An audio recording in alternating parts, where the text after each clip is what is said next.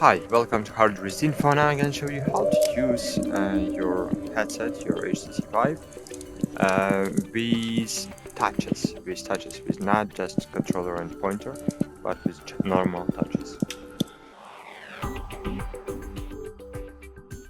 So to do that, firstly you should open Advanced Settings. In the settings, afterwards find here Beta Features, and here you will see Touch Controls. Enable it.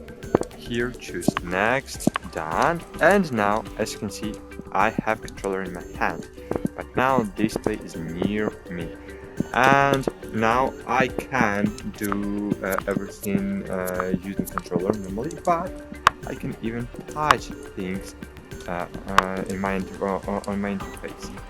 As you can see, I can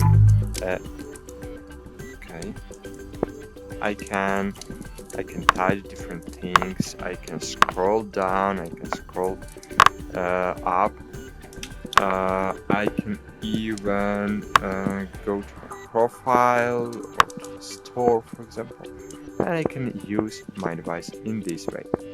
So that's it, guys. Thanks for watching. Like this video, subscribe to our channel, and bye. See you.